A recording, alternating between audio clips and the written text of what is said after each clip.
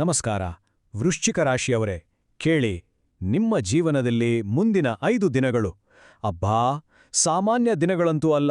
ಇದು ನಿಮ್ಮ ಬದುಕಿನ ದಿಕ್ಕನ್ನೇ ಪೂರ್ತಿಯಾಗಿ ಬದಲಿಸಬಹುದಾದಂತಹ ಸಮಯ.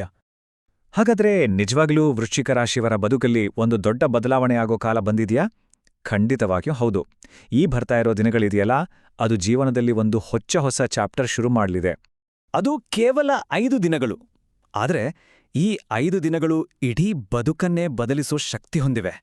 ಯಾಕಂದ್ರೆ ಎಷ್ಟೋ ಸಮಯದಿಂದ ಕಾಯ್ತಾ ಇದ್ದೀರಲ್ವಾ, ಆ 2 ದೊಡ್ಡ ಗುಡ್ ನ್ಯೂಸ್, 2 ಸಿಹಿ ಸುದ್ದಿಗಳು ಇದೇ ಸಮಯದಲ್ಲಿ ನಿಮ್ಮ ಕಿವಿಗೆ ಬೀಳಲಿವೆ. ಇದು ಖಂಡಿತವಾಗಿಯೂ ಮನಸ್ಸಿಗೆ ದೊಡ್ಡ ಧೈರ್ಯ ಕೊಡುತ್ತೆ. ಆದ್ರೆ ಈ ಒಳ್ಳೆ ದಿನಗಳು ಬರೋಕ್ಕೂ ಮುಂಚೆ ವೃಶ್ಚಿಕ ರಾಶಿಯವರ ಬಗ್ಗೆ ಒಂದು ವಿಷಯ ನಾವು ಅರ್ಥ ಮಾಡ್ಕೋಬೇಕು. ಅವರ ಒಳಗಿನ ಶಕ್ತಿ, ಅವರ ಹೋರಾಟದ ಬದುಕು, ಇದನ್ನ ತಿಳ್ಕೊಳ್ಳೋದು ತುಂಬಾನೇ ಮುಖ್ಯ. ನೋಡಿ, ಈ ಮಾತು ಬಹುಶಃ ಪ್ರತಿಯೊಬ್ಬ ವೃಶ್ಚಿಕ ರಾಶಿಯವರಿಗೂ ಕನೆಕ್ಟ್ ಆಗತ್ತೆ. ಹೊರಗಡೆ ನೋಡೋಕೆ ಯಾವಾಗಲೂ ನಗುಮುಖ, ಖುಷಿಯಾಗಿರೋ ಹಾಗೆ ಕಾಣ್ತಾರೆ. ಆದರೆ ಅವರ ಮನಸ್ಸಿನ ಆಳದಲ್ಲಿ ಎಷ್ಟೊಂದು ನೋವು, ಎಷ್ಟೊಂದು ಗಾಯಗಳನ್ನು ಮುಚ್ಚಿಟ್ಕೊಂಡಿರ್ತಾರಲ್ವಾ. ನಿಜ ಹೇಳಬೇಕು ಅಂದ್ರೆ ಅವರ ಜೀವನದ ಪಯಣ ಇದೆಯಲ್ಲ, ಅದು ಹೂವಿನ ಹಾಸಿಗೆ ಆಗಿರಲಿಲ್ಲ. ಚಿಕ್ಕ ವಯಸ್ಸಿಂದಲೇ ಕುಟುಂಬದ ಜವಾಬ್ದಾರಿ ಹೊತ್ಕೊಂಡು, ಬೇರೆಯವರ ಅವಮಾನಗಳನ್ನು, ಮಾತುಗಳನ್ನು ಮೌನವಾಗೇ ಸಹಿಸಿಕೊಂಡು, ಒಂಟಿತನದಲ್ಲಿ ಬೆಂದು ಎಷ್ಟೋ ಸಲ ಆರ್ಥಿಕ ಕಷ್ಟಗಳನ್ನೂ ಅನುಭವಿಸಿದ್ದಾರೆ. ಅಷ್ಟೇ ಯಾಕೆ, ಪ್ರಾಣಕ್ಕಿಂತ ಹೆಚ್ಚಾಗಿ ನಂಬಿದ್ದವರೇ ಬೆನ್ನಿಗೆ ಚೂರಿ ಹಾಕಿದ್ರೂ ಅದನ್ನೂ ಸಹಿಸಿಕೊಂಡು ಬಂದಿರೋ ಧೈರ್ಯವಂತರಿವರು. ಆದರೆ ಒಂದು ವಿಷಯನ ಯಾವತ್ತೂ ಮರೆಯಬಾರ್ದು. ಇಷ್ಟೆಲ್ಲ ಕಷ್ಟಗಳ ನಡುವೆಯೂ ಆ ಒಳ್ಳೆಯತನ, ಆ ತಾಳ್ಮೆ, ಆ ಧೈರ್ಯ ಇದೆಯಲ್ಲ, ಅದನ್ನ ಯಾರೋ ಒಬ್ರು ಸದಾ ಗಮನಿಸ್ತಾನೇ ಇದ್ದಾರೆ. ಹೌದು, ಒಂದು ದೈವಿಕ ಶಕ್ತಿ ಇವರನ್ನ ಯಾವಾಗಲೂ ಕಾಯ್ತಾನೇ ಇದೆ. ಹಾಗಾದ್ರೆ ಇಷ್ಟು ದಿನ ಇಲ್ಲದ ಅದೃಷ್ಟ ಈಗ ದಿಢೀರಂತ ಯಾಕೆ ಕೈ ಹಿಡಿತಿದೆ? ಏನಿದ್ರ ಹಿಂದಿನ ಕಾರಣ? ಇದರ ಹಿಂದೆ ಯಾವ ಗ್ರಹಗಳ ಆಟ ಇದೆ? ಯಾವ ದೈವಿಕ ಶಕ್ತಿಯ ಕೈವಾಡ ಇದೆ? ಬನ್ನಿ ನೋಡೋಣ. ಇದಕ್ಕೆಲ್ಲ ಮುಖ್ಯ ಕಾರಣ ಮಂಗಳ ಗ್ರಹ. ವೃಶ್ಚಿಕ ರಾಶಿಯ ಅಧಿಪತಿ ಮಂಗಳ ಅಂದ್ರೆ ಸುಮ್ನೆ ಅಲ್ಲ. ಮಂಗಳ ಅಂದ್ರೆ ಧೈರ್ಯ, ಶಕ್ತಿ, ಒಂದು ರೀತಿ ಯೋಧನ ಸ್ಪಿರಿಟ್. ಎಷ್ಟೇ ಸಲ ಬಿದ್ರೂ ಮತ್ತೆ ಧೂಳು ಕೊಡವ್ಕೊಂಡು ಎದ್ದು ನಿಲ್ಲುವ ಗುಣ ಇದೆಯಲ್ಲ, ಅದು ಮಂಗಳನಿಂದ ಬಂದಿರೋದು. ಈ ಗುಣ ವೃಶ್ಚಿಕ ರಾಶಿಯವರ ರಕ್ತದಲ್ಲೇ ಇದೆ. ಹೌದು, ಇಷ್ಟು ವರ್ಷ ಕಷ್ಟಪಟ್ಟು ದುಡಿದಿದ್ದೀರಲ್ವಾ, ಆ ಪರಿಶ್ರಮ ಅನ್ನೋ ಬೀಜ ಇದೀಗ ಮೊಳಕೆಯೊಡೆಯೋ ಸಮಯ ಬಂದಿದೆ. ಇದು ಲಾಟರಿ ಹೊಡೆದ ಹಾಗೆ ಬಂದ ಅದೃಷ್ಟ ಅಲ್ಲ.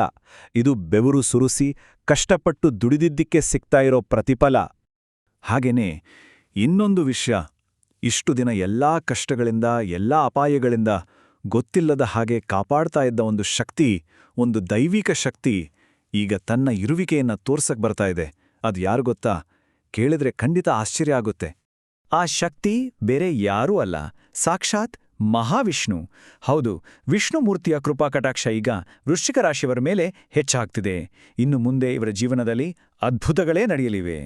ಸರಿ, ಈ ಹೊಸ ಅಧ್ಯಾಯ ಶುರುವಾಗ್ತಿದೆ ಅಂತಾಯ್ತು. ಹಾಗಾದ್ರೆ ಜೀವನದ ಬೇರೆ ಬೇರೆ ವಿಭಾಗಗಳಲ್ಲಿ, ಅಂದ್ರೆ ಹಣಕಾಸು, ಕೆಲ್ಸ, ಕುಟುಂಬ ಎಲ್ಲ ಯಾವ ರೀತಿ ಪಾಸಿಟಿವ್ ಬದಲಾವಣೆಗಳನ್ನ ಎದುರು ನೋಡ್ಬೋದು? ಒಂದೊಂದಾಗಿ ನೋಡೋಣ. ಮೊದಲನೇದಾಗಿ ಹಣಕಾಸಿನ ವಿಚಾರ. ಇದು ನಿಜಕ್ಕೂ ಒಂದು ದೊಡ್ಡ ಟರ್ನಿಂಗ್ ಪಾಯಿಂಟ್ ಆಗಲಿದೆ. ತಲೆ ಮೇಲೆ ಇದ್ದ ಸಾಲದ ಹೊರೆ ಇದೆಯಲ್ಲ, ಅದು ನಿಧಾನವಾಗಿ ಇಳಿಯುತ್ತೆ. ಆದಾಯ ಹೆಚ್ಚಾಗುತ್ತೆ. ಕೈಗೆ ಬರ್ತಾ ಇರೋ ದುಡ್ಡಲ್ಲಿ ಒಂದಷ್ಟು ಉಳಿತಾಯ ಮಾಡೋಕೆ, ಅನಗತ್ಯ ಖರ್ಚುಗಳನ್ನು ಕಂಟ್ರೋಲ್ ಮಾಡೋಕೆ ಸಾಧ್ಯವಾಗುತ್ತೆ. ಅಷ್ಟೇ ಅಲ್ಲ, ಹಿಂದೆ ಹೆಂಗೋ ಮಾಡಿದ ಇನ್ವೆಸ್ಟ್ಮೆಂಟು ಈಗ ಒಳ್ಳೆ ಲಾಭ ತಂದುಕೊಡ್ಬೋದು. ಇನ್ನು ಕೆಲ್ಸ, ಬಿಸ್ನೆಸ್, ಓದೋ ವಿಚಾರಕ್ಕೆ ಬಂದ್ರೆ ಇಲ್ಲೂ ಒಳ್ಳೇದಿದೆ.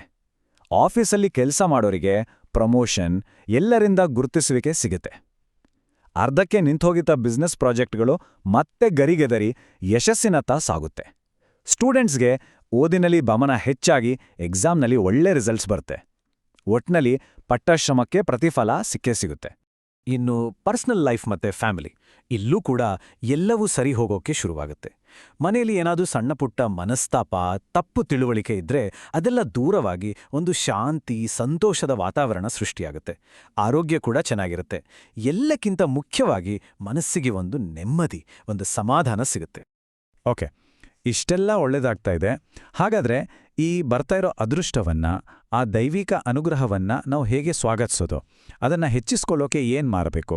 ಈ 5 ದಿನಗಳಿಗೆ ಕೆಲವೊಂದು ಸಿಂಪಲ್ ಟಿಪ್ಸ್, ಕೆಲವು ಮಾರ್ಗದರ್ಶನಗಳು ಇಲ್ಲಿವೆ ನೋಡಿ.